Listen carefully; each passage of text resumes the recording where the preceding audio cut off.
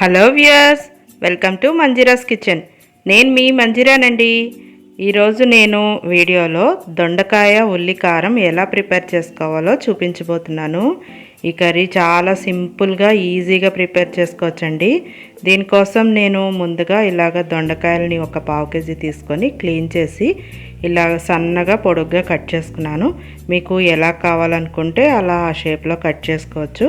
వీటిని పక్కన పెట్టుకొని మనం ఇందులోకి మసాలాకి ఏమేమి యూస్ చేస్తున్నామో చూపిస్తాను. మనం మీడియం సైజ్ ఆనియన్ తీసుకొని ఇలా స్లైసెస్లా కట్ చేసి పక్కన పెట్టుకోవాలండి. అలాగే ఇందులోకి ఒక స్పూను ధనియాలు తీసుకున్నాను నేను. అలాగే దీంతో పాటుగా ఒక 6 నుంచి 7 వెల్లుల్లి రెబ్బలు తీసుకోవాలండి. వీటితో పాటుగా ఒక హాఫ్ స్పూన్ జీలకర్ర తీసుకున్నాను. అలాగే ఒక 6 ఎండుమిర్చి తీసుకున్నానండి. ఇప్పుడు మనము వెల్లుల్లి కారం ప్రిపేర్ చేసుకుందాం. దీనికోసం స్టవ్ పైన ఇలాగా పాన్ పెట్టుకొని మనం ఈ మసాలాలన్నీ డ్రై రోస్ట్ చేసుకోవాలి. ధనియాలు ఫస్ట్ వేసుకొని ఇవి కొంచెం వేగిన తర్వాత మిగతా వేసుకోవాలండి.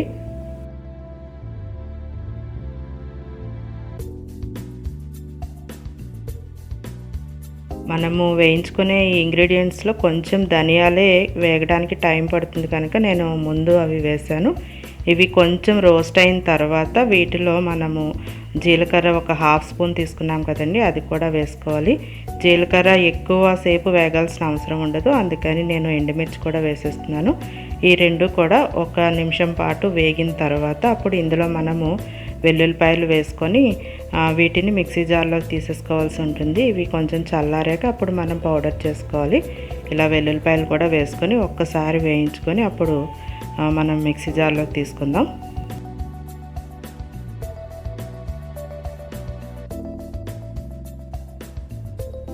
అలా అంతా కూడా మనము డ్రై రోస్ట్ చేసుకోవాలండి. అది కూడా లో ఫ్లేమ్లో పెట్టుకుని చేసుకోవాలి.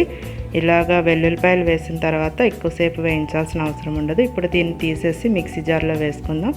ఇది చల్లారిన తర్వాత మాత్రమే మనము దీన్ని ఫైన్గా పౌడర్ చేసుకోవాల్సి ఉంటుంది.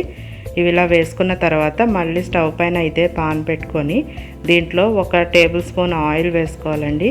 ఈ ఆయిల్ కొంచెం వేడెక్కిన తర్వాత మనము ముందుగానే ఆనియన్ స్లైసెస్లా కట్ చేసి పెట్టుకున్నాం కదా, ఈ ఆనియన్ అంతా కూడా ఇందులో వేసేసుకొని మనకి బాగా గోల్డెన్ బ్రౌన్ కలర్ వచ్చే వరకు బాగా ఫ్రై చేసుకోవాల్సి ఉంటుంది. ఆనియన్కి సరిపడా మనము ఆయిల్ ఒక 2 టేబుల్ స్పూన్ కానీ లేదా 1 టేబుల్ స్పూన్ కానీ వేసుకొని కొంచెం ఎక్కువ ఫ్రై చేసుకోవాల్సి ఉంటుంది. ఈ ఆనియన్ బాగా ఫ్రై అవ్వాలి.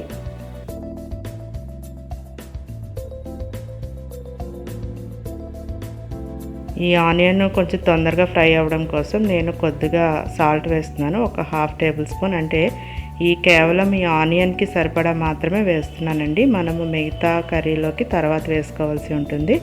ఇలా ఒకసారి అంటే ఒక 5 మినిట్స్ పాటు ఇలాగే ఫ్రై చేసుకుంటే ఈ ఆనియన్ అంతా కూడా బాగా బ్రౌన్ కలర్లోకి చేంజ్ అవుతుంది. చూసారా, ఇలాగా బాగా కలర్ చేంజ్ అయింది కదా, ఇలా ఫ్రై చేసుకుంటే సరిపోతుందండి.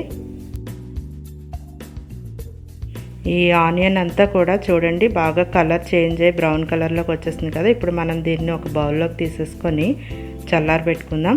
ఇది చల్లారిన తర్వాత మనం మిక్సీలో వేసుకొని పౌడర్ చేసుకోవాలి. మనం ఆల్రెడీ మిక్సీలో మసాలా వేసాం కదా, దీన్ని ఫైన్గా పౌడర్ చేసేసుకొని పక్కన పెట్టుకుందాం.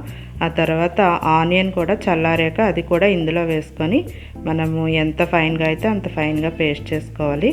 ఇది మనం ఫైన్గా పేస్ట్ చేసుకునే లోపు స్టవ్ మీద మనం పాన్ పెట్టుకోనండి. దీంట్లో ఒక 3 టేబుల్ స్పూన్స్ ఆయిల్ వేసుకొని ఈ ఆయిల్ కొంచెం వేడెక్కిన తర్వాత మనము ఆల్రెడీ కోసి పక్కన పెట్టుకున్నాం కదా దొండకాయలు, ఈ దొండకాయలన్నీ కూడా ఇందులో వేసేసుకొని మనము ఫ్రై చేసుకోవాల్సి ఉంటుంది.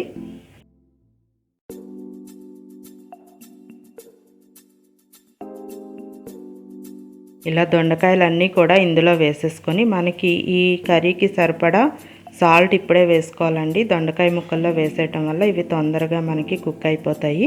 వీటిని ఇలా సాల్ట్ వేసుకున్న తర్వాత ఒకసారి బాగా కలిపేసి మనము లిడ్తో క్లోజ్ చేసి ఒక 5 మినిట్స్ పాటు లో ఫ్లేమ్లో మనం కుక్ చేసుకుంటే ఈ దొండకాయలన్నీ మెత్తగా కుక్ అయిపోతాయి.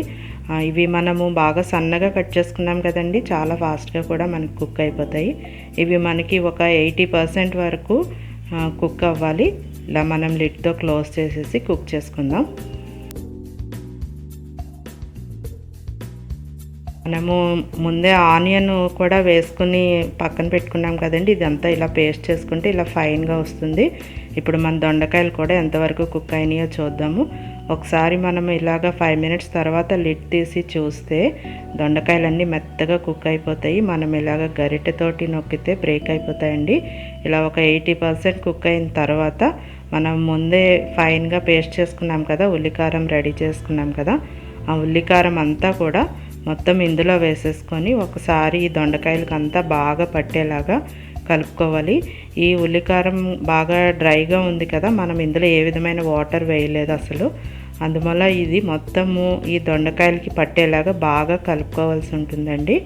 ఇది మొత్తం దొండకాయ పీసెస్ అన్నిటికీ బాగా పడితేనే మంచి టేస్ట్ వస్తుంది. ఇలా కలుపుకోవాలి మొత్తం. మీకు నా వీడియో నచ్చినట్లయితే లైక్ చేయండి, షేర్ చేయండి. అలాగే నా ఛానల్ని తప్పకుండా సబ్స్క్రైబ్ చేసుకోండి. అలాగే పక్కనే వచ్చే బెల్ ఐకాన్ని తప్పకుండా యాక్టివేట్ చేసుకోండి.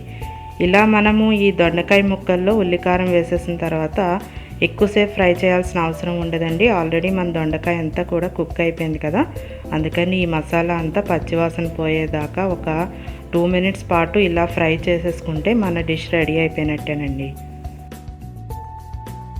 అంతేనండి, గుమగుమలాడే దొండకాయ ఉల్లికారం రెడీ అయిపోయింది. ఇది నేను సర్వింగ్ బౌల్లోకి తీసేసుకుంటున్నాను. ఇది కర్రీ చాలా అంటే చాలా టేస్ట్గా ఉంటుందండి. రైస్లోకి చాలా బాగుంటుంది. అలాగే మనం చపాతీలోకి కూడా దీన్ని తీసుకోవచ్చు. సూపర్ టేస్ట్గా ఉంటుంది. అలాగే చాలా సింపుల్గా కూడా రెడీ అయిపోయింది కదండి. మీరు కూడా తప్పకుండా ఇది ప్రిపేర్ చేసుకొని మీకు ఎలా వచ్చిందో తప్పకుండా నాకు కామెంట్ చేయండి. ఈ దొండకాయ ముక్కలు ఎంతో సాఫ్ట్గా, ఉల్లికారం చక్కగా కారంగా మంచి టేస్టీగా ఉంటుందండి. మీరు కూడా తప్పకుండా ట్రై చేయండి.